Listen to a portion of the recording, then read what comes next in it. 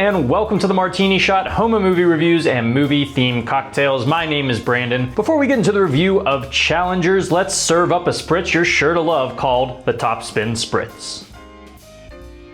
This is a nice and refreshing courtside cocktail that can be built straight into the glass. For this particular one, I'm going to be using a wine glass. So let's go ahead and get started with a little bit of lemon juice at ½ ounce, followed by ½ ounce of a honey syrup, 1 ounce of a ginger and lemon vermouth, and then finally 2 ounces of Empress gin. Once everything's in the glass, go ahead and fill it up with some ice, and then top it up with some sparkling water or tonic water if that's more your speed. And finally, for our garnish, we're going to be using a frozen melon ball to represent a tennis ball.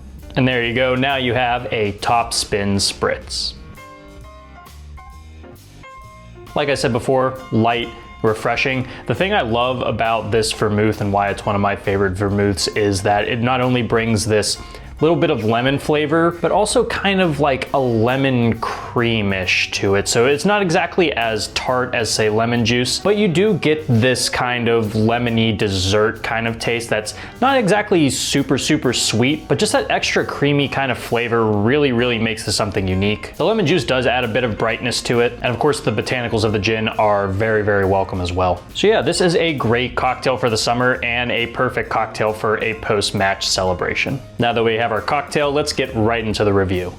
If you were asked to name the sexiest sport, what would it be? Top Gun used volleyball in a way that made us realize some of our boys look pretty good in shorts. Maybe it's bowling, as Jesus from The Big Lebowski may have you thinking. Hell, it could very well be jousting, taking a long thing, jamming it into someone else, kissing at the end. At least that's how they did it at my Ren Fair. Yet Luca Guadagnino's latest film, Challengers, would like to wager the sexiest sport out there is tennis, and honestly, it makes sense. The sweat, the short outfits, these sensual grunts with each swing. But what we can expect from Luca is for him to take this one step further, making the sport more than just eye candy, but an engaging narrative and thematic tool that comes to form one of the best films of 2024. Challengers is a frenetic, in-your-face sports drama blended with the highs and lows of a love triangle quarrel. Like his past films, it oozes eroticism even in its most subtle moments. The trio are all complex, flawed characters that at times both support and actively work to dismantle one another. Their ever-changing relationship is incredibly dynamic, tackling themes of competition, success, and drive that manages to be quite unpredictable at times. Luca takes full advantage of the film's athletic backbone, turning conversations into volleys through erratic yet intentful editing, while on the court, the actual tennis matches are presented in bold, chaotic ways that build to a crescendo throughout the film. And my god, the music, an invigorating soundtrack of techno and synth beats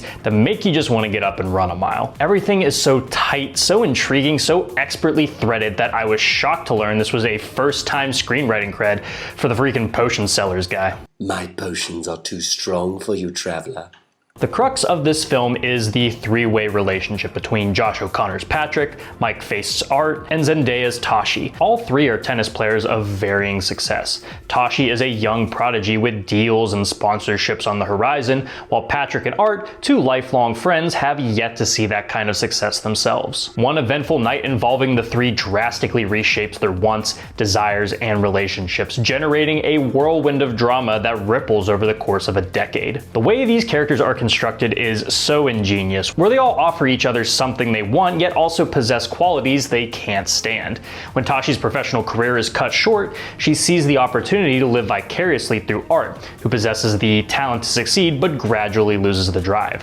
Patrick has the drive but lacks the maturity to maintain a serious relationship, which does cause both attraction and frustration for Tashi. Art and Patrick even have some unresolved emotions for one another, ones that are hardly ever explored yet are constantly weaponized by themselves to toy with one another, and also by Tashi. This ever-changing, seemingly unsustainable dynamic is so electric in the most frustrating ways possible, which means there's never really a dull moment. One of the things that keeps these slower moments feeling impactful is an energetic editing style that, as you may have guessed, seeks to emulate the back and forth that comes with playing tennis. These quick, harsh cuts are used rather deliberately, while sometimes even the camera gets into the action with quick swings back and forth between those tossers. talking. A conversation the trio have early on relates playing tennis to a relationship. You and your opponent have this kind of understood rhythm with each volley. You feel that way in scenes off the court as well, as conversations become games of one-upsmanship. If tennis is a relationship, then the only way to get ahead is a betrayal, a blindside, something that knocks the other player down a peg. You feel the same dynamic when the characters are talking as well, almost building a metaphorical game in your mind.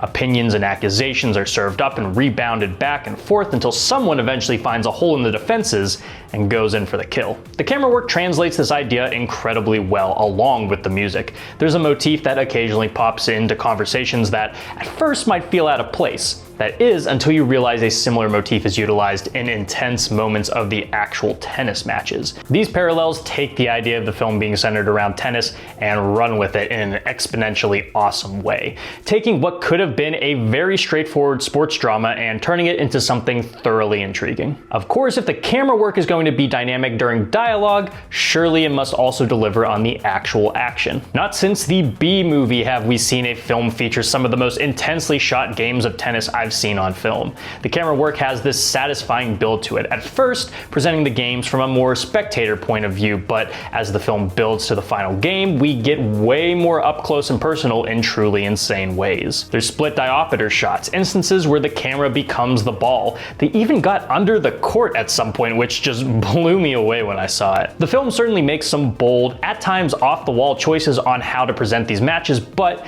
I think the film is all the better for it, crafting a unique visual style that feels fresh for Luca's filmography and properly translates the energy of an intense game. I never really connected tennis to techno music before, but damn does it work incredibly well here. Trent Reznor and Atticus Ross of Nine Inch Nails deliver an absolutely energetic soundtrack of electronic and synth-heavy, clubby kind of pieces that get the blood pumping and pair so well alongside both the matches and the dramatic character moments. This is especially apparent in the climax, which is just tennis balls to the walls madness. This is where the camera work really ramps up with the music working in harmony alongside it. This match, which we've constantly cut in and out of for flashbacks throughout the film, transforms from a simple physical altercation to an all-out emotional war. Mind games are played, composition is lost, and the stakes become something bigger than just winning a tournament. There's a moment in this climax that elicited an audible "oh shit" from me, something I really wasn't expecting. Can't spoil it, but as soon as you see it coming, it floors you, leading to a somewhat abrupt yet cathartic ending that forms the final piece to complete this complex puzzle. If you've seen Luca's past films like Call Me By Your Name or Bones and All, you may think you know what you're getting into, but don't be so sure. What Luca does with pacing, narrative structure, and even his use of alluring eroticism feels just familiar yet so different to what he's done before. This really is a grand slam of an achievement, wrapping outstandingly layered performances with a humorous, heartbreaking, and high-octane story. The technicals really elevate this film beyond what it could have been in lesser hands, crafting so many standout moments that I think I'll be thinking about for a while. From its biggest swings to its smaller moments of romantic and platonic intimacy, Challengers took my expectations and blasted them over the fence. Cannot recommend this one enough. It almost makes me want to get back out onto the court, where I'll inevitably roll my out-of-shape ankle and die on the spot. A warrior's death if there's ever been one. For my rating, I'm giving this film 4.5 tennis rackets out of 5. Guys, thank you so much for tuning into this episode of the Martini Shot. If you saw Challengers, let me know what you thought about it down in the comments. And if you like what you saw here and would like to see more, don't forget to like, subscribe, and follow me across all social media channels. Those links are down in the description below. And if you enjoy movie reviews and movie-themed cocktails, be sure to check out my website, martinishot.blog. Until next time, thank you again for watching. I'll see you in the next one. Live deliciously, but please remember to drink responsibly.